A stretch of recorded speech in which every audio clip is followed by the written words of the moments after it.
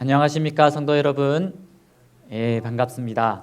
이럴 때일수록 우리의 믿음을 더 굳건하게 하시는 우리 저와 성도 여러분이 되시기를 간절히 바랍니다. 오늘은 우리 요한복음 13장 1절에 있는 말씀을 다 같이 보시겠습니다. 6월절 전에 시작. 6월절 전에 예수께서 자기가 세상을 떠나 아버지께로 돌아가실 때가 이른 줄 아시고 세상에 있는 자기 사람을 사랑하시되 끝까지 사랑하시니라. 오늘 본문의 말씀 요한복음 13장의 말씀은 우리에게 두 가지의 모본을 보여줍니다. 첫째는 예수님의 모본과 둘째는 가롯 유다의 모본입니다. 예수님이 이 땅에 사시면서 우리에게 많은 모본을 보여주시면서 사셨는데 그 중에 기도의 모본, 또 말씀의 모본입니다. 그런데 우리 내리에 가장 인상 깊게 남는 모습은 역시나 예수님의 삶의 모본입니다. 예수님의 모습은 동서고금을 불문하고 불교인이나 또 다른 종교인들도 존경하고 또 찬사를 보냅니다. 특별히 오늘 본문 1절에서 말씀하기를 자기를 사랑하는 자기 사람들을 사랑하시되 끝까지 사랑하셨다고 나옵니다. 이 부분에서 많은 그리스도인들은 이 성경 말씀을 읽다가 한 번쯤 멈추고 생각할 겁니다. 예수님이 사랑하시는데 끝까지 사랑하셨다니, 나를 끝까지 사랑하신 하나님에 대해서 감사할 것입니다. 그런데 성도 여러분, 여기서 이 끝까지 사랑하셨다는 것은 누구를 말하는 것일까요? 12제자를 말하는 것일까요? 저는 특별히 요한복음의 저자 요한은 한 사람을 지명해서 말했을 것이라 생각됩니다. 바로 그 다음 절에 힌트가 나옵니다. 요한복음 13장 2절에 보면 마귀가 벌써 시몬의 아들 가롯 유다의 마음에 예수를 팔려는 생각을 넣었더라 라고 합니다. 바로 이 가롯 유다입니다. 레오나르도 다빈치가 그린 그림을 보면 여기에 이제 다빈치가 그린 마지막 만찬의 그림이 나오는데 이 제자들의 자리가 이렇게 보여지고 있습니다. 여기 보면 이 가롯 유다의 자리가 예수님 편에서 왼쪽으로 이 네 번째에 있는 자리에 나옵니다. 세 번째에. 그런데 저는 이것보다 더 정확하게 보는 것이 이 바클레이 주석의 이 설명 부분이라고 생각을 합니다. 여기에 보면 뭐라고 설명하고 있냐면 그러나 특히 흥미있는 것은 유다의 위치이다. 유다는 예수께서 다른 사람이 넘들지 아니하고 그에게만 사적으로 말씀하실 수 있는 그러한 위치에 있었다고 하는 것은 매우 분명한 사실이다. 여기에는 예수와 유다와의 사이에 단둘만의 사사로운 대화 같은 것이 계속된다. 만일 그렇다고 하면 유다가 차지할 수 있었던 위치는 단 한 곳뿐이다. 그는 예수의 왼편에 앉아 있었음에 틀림없다. 그래서 요한의 머리가 예수의 가슴에 있었던 것처럼 예수의 머리는 유다의 가슴에 있었다. 그리고 그러한 것에서 분명해지는 사실은 주인의 왼편 좌석은 가장 영예로운 자리이며 가장 친한 친구를 위한 자리인 것이라는 사실이다. 식사가 시작됐을 때 예수께서 유다에게 유다야, 오늘 저녁에는 이리 와서 내 곁에 앉으라. 내가 너에게 특별히 할 말이 있다고 말씀하셨음에 틀림없다. 이 시대의 소망 719페이지에 보아도 항상 제자들과의 이 모임에서 누가 제일 큰 자가 될 것이라는 분쟁은 유다가 일으켰습니다. 그래서 제일 큰 자라는 데에 관심을 많이 가졌던 가롯 유다는 가장 좋은 자리에 유다가 분명히 앉았을 것입니다. 그리고 그 예수님을 중간에 두고 반대편에 요한이 앉아서 이 가롯 유다와 예수님이 단둘이 나누는 대화를 듣고 기록한 것입니다. 그런데 이 가까이 앉게 해서 특별히 단둘이 이야기하고 마지막까지 호소하셨던 하나님 예수님의 말씀에 이 가룟 유다의 마음먹었던 마음은 여전히 변치 않았습니다. 시대소망 720페이지에 말하기를 마지막 사랑의 호소가 무시되었다고 기록합니다. 저는 오늘 이 가롯 유다의 특성과 모습을 여러분들에게 말씀드리기보다는 그를 통하여 보여진 또 하나의 이 예수님의 모습을 설명드리고자 합니다. 바로 끝까지 사랑하시는 예수님입니다. 이 사람은 쉽기도 하고 참 어려운 존재입니다. 그런 사람을 이해시키기 위해서 예수님이 이 땅에 오셨습니다. 그만큼 사람만큼 이 어려운 문제가 없는 것입니다. 이 가룟 유다는 바디메오처럼 소경이 아닙니다. 38년이나 꼼짝도 달싹도 못한 이 베데스다의 목가의 중풍병자도 아닙니다. 그는 예수님을 매일 볼 수 있었고 그의 말을 매일 들을 수 있었으며 또 그의 활동에 매일 참여할 수 있는 예수님의 제자였습니다.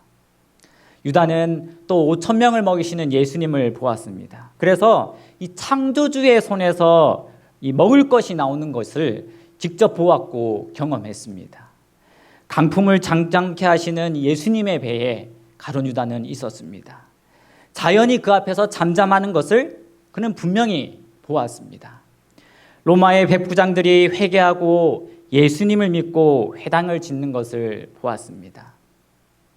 바로 유다의 최고의 교사로부터 직접 교육을 받은 것입니다. 그럼에도 불구하고 유다는 끝까지 자기를 사랑하시는 예수님보다 보이는 이 가짜를 선택했습니다. 어쩌면 유다는 자기가 옳다고 생각한 것을 선택한지도 모르겠습니다.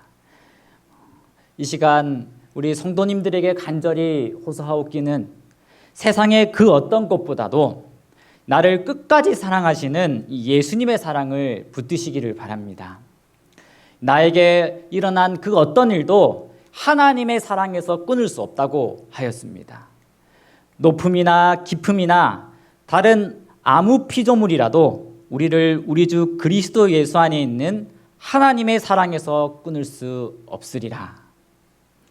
이 폼페이오 베시우스 화산이 폭발했을 때 정말 많은 사람들이 죽었습니다.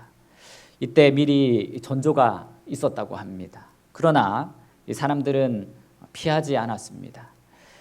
화산이 폭발하고 많은 사람이 죽었는데 신기하게도 이 도망가는 사람들의 끝자락, 이 화산재의 끝에는 무엇이 있었냐면 바로 돈이 있었습니다. 이것은 두 가지를 가르쳐 준다고 알 수 있습니다. 목숨만큼이나 돈이 중요하다는 것, 또 돈보다 중요한 생명의 가치를 알아보지 못한 것이라고 할 수 있습니다. 이 더 중요한 것을 구분하지 못하는 것이 오늘을 사는 우리들의 비극이 될 수 있습니다. 가룟 유다가 그래 했습니다. 결국 유다는 예수님을 선택하기보다는 다른 것을 선택하기로 작정합니다. 누가복음 22장 1절에서 4절에 보면 대제사장들과 서기관들이 예수를 무슨 방책으로 죽일고 연구하니 유다가 대제사장들과 군관들에게 가서 예수를 넘겨줄 방책을 의논하며 저희가 기뻐하여 돈을 주기로 언약하는지라고 이렇게 말을 합니다. 여기서 예수님을 가룟 유다는 은 30에 30냥에 팔았는데 은 30은 그 당시에 30세겔과 같은데 이 한 세겔은 4데나리온입니다. 그러니까 한 데나리온이 노동자 하루 품삯이라고 생각하면 그것을 10만 원으로 본다면 지금의 그때 은 30은 지금의 1200만 원 정도의 돈이 됩니다. 적지 않은 돈이지만 또 큰 돈도 아닙니다. 이 마가의 다락방에 서 있었던 이 최후의 만찬 자리에서 예수님은 가룟 유다가 자기를 은 30에 팔 것을 알고 계셨습니다. 예수님은 큰 슬픔을 이때 느끼셨습니다. 유다의 돈의 문제가 아니라 이 유다의 이 영생이 이제 경각에 달린 것입니다. 그러나 아직 기회는 있었습니다. 시대의 소망에, 그러나 유다는 아직 마음이 완전히 굳어진 것은 아니었다. 그가 2번이나 구주를 배반하겠다고 스스로 맹세한 후에도 회개할 기회가 있었다. 예수께서는 이 발을 씻겨준 다음 다음과 같이 말씀하셨습니다. 요한복음 13장 11절에 너희가 다는 깨끗이 아니하니라. 여러분, 이 말을 유다가 듣고 이해했을까요? 물론입니다. 예수님의 깊은 호소였습니다. 그 밑에 그 다음 절에 보면 19절에 지금부터 일이 이루기 전에 미리 너희에게 이름은 일이 이룰 때에 내가 그인 줄 너희에게 믿게 하려 함이니라. 유다에게 뭐라고 하시냐면 그를 비난하지 않고 내가 고통받는 메시암을 반드시 알거라. 예수가 그리스도임을 분명히 깨달으라고 예수님은 호소하고 계시는 겁니다. 또 그 밑에 22절에 말씀하십니다. 내가 진실로 진실로 너희에게 이르노니 나를 보낸 자를 영접하는 자는 나를 영접한 것이요 나를 영접하는 자는 나를 보내신 이를 영접하는 것이니라. 이게 무슨 말씀입니까? 유다야, 내가 범죄한 것은 용서할 수 있느니라. 내가 그 일을 위하여 왔나니 그러니 죽지 말고 나를 영접하거라. 꼭 그렇게 하거라라고 예수님은 죄인 유다를 사랑하시되 끝까지 사랑하시는 겁니다. 유다를 무례히 행치 아니하시고 선대하셨습니다. 그래서 예수님은 이런 하나님의 모습을 우리에게 보여주셔서 우리도 닮기를 원하셨습니다. 누가복음 6장 35절에서 36절에 보면 오직 너희는 원수를 사랑하고 선대하며 아무것도 바라지 말고 빌리라. 그리하면 너희 상이 클 것이요 또 지극히 높으신 이의 아들이 되리니 그는 은혜를 악한 자에게도 인자로우시니라. 너희 아버지의 자비하신과 같이 너희도 자비하라. 바로 이런 하나님이 우리의 하나님이십니다. 이 예수께서 유다에게 할 수 있는 일을 다 하신 다음 이 성경의 요한복음 13장 21절에 예수께서 이 말씀을 하시고 심령에 민망하여 가로되 내가 진실로 진실로 너희에게 이르노니 너희 중 하나가 나를 팔리라고 하셨습니다. 이 말씀은 직접적으로 유다에게 마지막으로 간곡히 호소하신 겁니다. 아마 지금까지 예수님은 13장에서 끊임없이 마음으로 유다라 대화를 하신 것입니다. 성령께서 강하게 유다의 마음에 역사하셨습니다. 그러나 26절에 보면 예수께서 대답하시되 내가 한 조각을 찍어주는 자가 그니라 하시고 또 한 조각을 찍으셨다가 가롯 시몬의 아들 유다를 주시니 조각을 받은 후 곧 사단이 그 속에 들어간지라. 유다는 결국 하나님의 이 끝까지 사랑하시는 마음에 거절 후 사단의 길을 선택하게 됩니다. 우리는 이 최후의 만찬의 이야기를 통해서 우리 하나님이 어떤 분이신지를 알 수 있습니다. 하나님은 유다와 같은 자도 끝까지 사랑하시는 하나님이십니다. 그래서 우리도 그러한 사실을 잊지 않았으면 합니다. 내가 죄악의 구렁텅이에 빠져 있어도 하나님은 나를 끝까지 사랑하시는 분이십니다. 그리고 우리를 용서하시는 분이십니다. 그래서 이런 하나님의 모습을, 예수님의 모습을 우리가 닮기를 원하십니다. 그리스도인은 어떤 사람입니까? 그리스도인은 예수님을 만나서 예수님을 따라가다가 예수님을 닮는 사람입니다. 이 땅에서 그렇게 살다가 마침내 예수님과 함께 하늘에서 영원히 사는 것이 우리 기독교 신앙의 전부이지 않습니까? 그러므로 기독교 신앙은 이론이나 지식체계가 절대 아닙니다. 기독교 신앙은 예수님을 따라 사는 것이며 예수님을 흉내내다가 살다가 하늘나라에 가는 것입니다. 예수님을 잘 믿는다는 것은 예수님을 잘 따라간다는 말이며 예수님을 잘 흉내낸다는 말이 되기도 합니다. 믿음이 자란다는 것은 예수님을 더 잘 따라간다는 것이며 예수님을 더 잘 흉내낸다는 것입니다. 우리가 여러 어려운 신학 용어를 쓰지만 그것도 예수님을 따라가고 예수님을 닮기 위한 것입니다. 우리가 왜 성경을 연구합니까? 예수님이 그렇게 하셨기 때문입니다. 우리가 왜 기도의 삶을 사는 겁니까? 예수님이 그렇게 하셨기 때문입니다. 우리가 왜 전도하고 봉사하는 삶을 살아야 합니까? 예수님이 그렇게 사셨기 때문입니다. 우리가 왜 안식일을 지킵니까?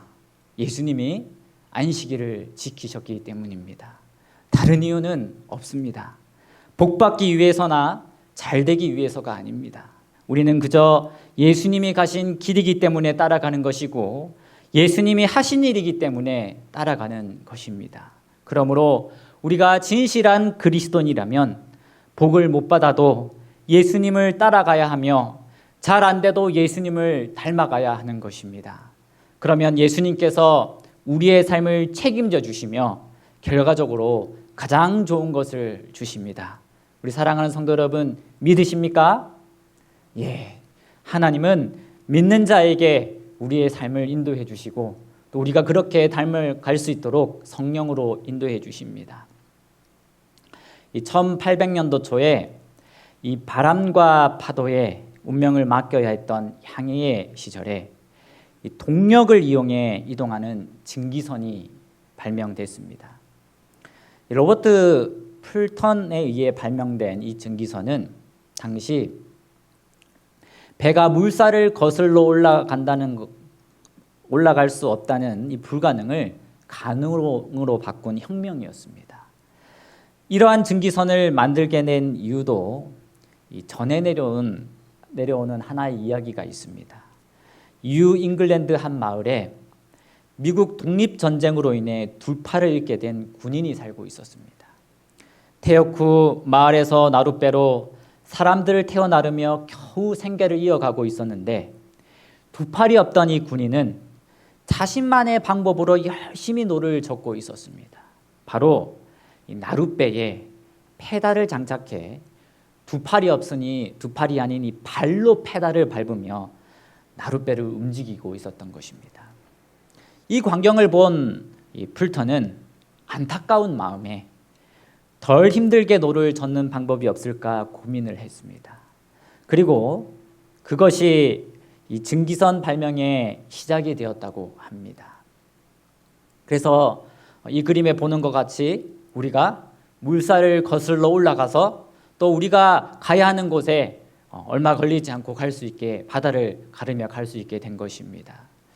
저는 이 폴턴의 마음이 바로 이 한 영혼을 안타깝게 바라보고 도와주시는 예수님의 마음이라고 말씀드리고 싶습니다. 이 마음이 바로 나 자신은 한 사람 한 사람을 바라보시는 예수님의 시선이 아니겠습니까?